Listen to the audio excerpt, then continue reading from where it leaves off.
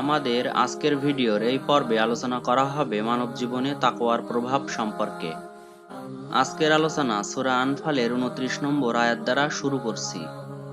আল্লাহ তাআলা উক্ত এই আয়াতে এভাবে বলছেন, يا أيها الذين آمنوا إن تتقوا الله يجعل لكم فرقانا ويكفر عنكم سيئاتكم ويغفر لكم والله ذو الفضل العظيم।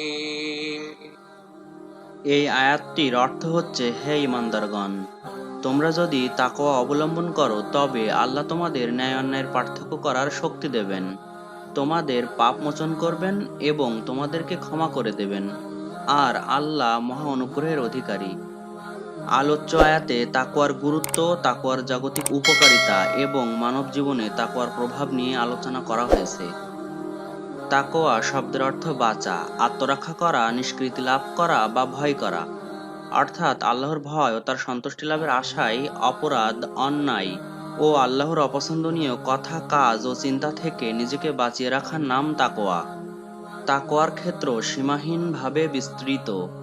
এটি যেকোনো ধরনের পদস্খলন থেকে মানুষকে রক্ষা করে, সব মন্দ ও অশ্লীল কথা, কাজ ও পরিবেশ থেকে ফিরিয়ে রাখে, খায়েশাতে নাফসানি তথা প্রবৃত্তির খেয়ালখুশি বা অভিলাষ ও দুষ্টু চক্রের ফাঁদে পড়ে নিজের ক্ষতি করা থেকে এবং পরিবার, সমাজ ও দেশের ক্ষতি করা থেকে রক্ষা করে। তাকওয়া জীবনকে এমন এক সুদৃঢ় ভিত্তির উপর স্থাপন করে যা সব ধরনের ভীতি, লোভ, লালসা, প্ররোচনা, প্রতারণা, প্রলোভন, পদস্খলন থেকে মানুষকে নিরাপদে রাখে।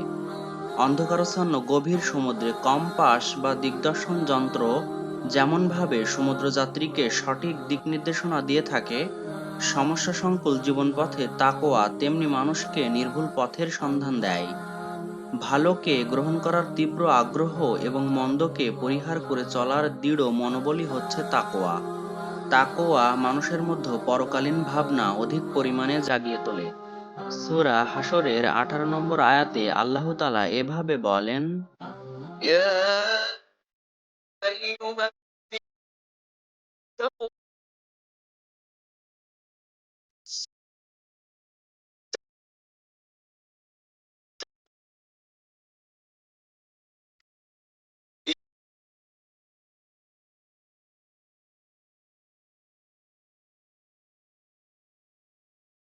হে মুমিনগণ, তোমরা আল্লাহকে ভয় করো। প্রত্যেকেরই উচিত আগামীকাল অর্থাৎ পরকালের জন্য সে কি প্রেরণ করছে তা নিয়ে চিন্তা করা, আর আল্লাহকে ভয় করতে থাকো। তোমরা যা করো আল্লাহ সেই সম্পর্কে সবিশেষ অবহিত। তাকওয়ার গুণ না থাকলে কেউ খাঁটি মুসলমান হতে পারবে না। মহান আল্লাহ বলেন, হে ইমানদারগণ, তোমরা আল্লাহকে ভয় করো যেমন ভয় করা উচিত, এবং তোমরা খাঁটি মুসলিম না হয়ে মৃত্যুবরণ করো না। সূরা আলে ইমরানের 102 নম্বর আয়াতে বর্ণিত হয়েছে। তাকওয়ার গুণ না থাকলে কেউ খাঁটি মুসলমান হতে পারবে না। মহান আল্লাহ এভাবে বলেন, হে ইমানদারগণ, তোমরা আল্লাহকে ভয় করো যেমন ভয় করা উচিত, এবং খাঁটি মুসলিম না হয়ে তোমরা মৃত্যুবরণ করো না। সূরা আলে ইমরানের 102 নম্বর আয়াতে বর্ণিত হয়েছে। প্রত্যেক মানুষ তার জীবনে প্রত্যাশা করে স্বাচ্ছন্দ্য, পর্যাপ্ত রিজিক, কাজকর্মে সহজসাধ্যতা, ষড়যন্ত্রের মোকাবেলায় নিরাপত্তা এবং পরকালের সফলতা। আর আল্লাহ তাআলা তাকওয়ার মাধ্যমে মানুষকে এসব চাওয়া পাওয়া পূরণের প্রতিশ্রুতি দিয়েছেন। আল্লাহ তাআলা ইরশাদ করেন, যে আল্লাহকে ভয় করে আল্লাহ তার পথকে সহজ করে দেন এবং এমনভাবে রিজিকের ব্যবস্থা করেন যা সে কল্পনাও করতে পারে না। সূরা তালাকের 2 ও 3 নম্বর আয়াতে বর্ণিত হয়েছে।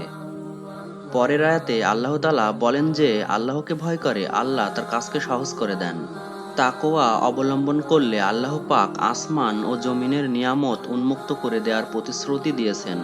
তিনি বলেন, যদি জনপদের অধিবাসীরা ঈমান আনত এবং তাকওয়া অবলম্বন করত, তবে আমি তাদের প্রতি আসমান ও জমিনের সমস্ত কল্যাণ উন্মুক্ত করে দিতাম। সূরা আরাফের 96 নম্বর আয়াতে বর্ণিত হয়েছে। সামাজিকভাবে অপরাধ দমনে তাকওয়ার এক বিশেষ ভূমিকা রয়েছে। পবিত্র কোরআনের বিশেষ রীতি হলো যে কোনো গুরুত্বপূর্ণ বিধান নাজিলের পরেই তাকওয়ার প্রতি গুরুত্বারোপ করা হয়। এর কারণ হলো শত আইন কানুন কলাকৌশল পুলিশ পাহারা চৌকিদারি দিয়েও অপরাধ নির্মূল করা সম্ভব নয় যতক্ষণ না অপরাধী মানসিকভাবে সেই অপরাধ বর্জনে অঙ্গীকারবদ্ধ ও দৃঢ় প্রতিজ্ঞ হয়। বর্তমান সমাজের দিকে তাকালে এর সত্যতার সাপেক্ষে অসংখ্য প্রমাণ পাওয়া যায়। তাই ইসলাম অপরাধ দমনের সদিচ্ছা নিয়ে মানুষকে প্রথমে অপরাধ পরিত্যাগ করতে বলেছে, তারপর অপরাধের পার্থিব অপার্থিব শাস্তি ঘোষণা করেছে। এরই সঙ্গে মানুষকে আল্লাহর ভয় ও তাকওয়া অর্জন করতে বলেছে। এটাই মূলত অপরাধ ও পাপাচার ত্যাগের মূল মন্ত্র। কেননা অদৃশ্যের ভয় যখন কোনো ব্যক্তির মাঝে কাজ করে, পরকালের চিন্তা যখন তাকে তাড়িত করে, তখন সে সদরে অন্দরে প্রকাশ্যে অপ্রকাশ্যে সর্বত্রই পাপাচার বর্জনে সক্ষম হয়। কেবল পরকালের শাস্তির ভয় এবং আল্লাহর সন্তুষ্টি অর্জনের বাসনাই মানুষকে পাপাচার থেকে নিবৃত রাখতে পারে।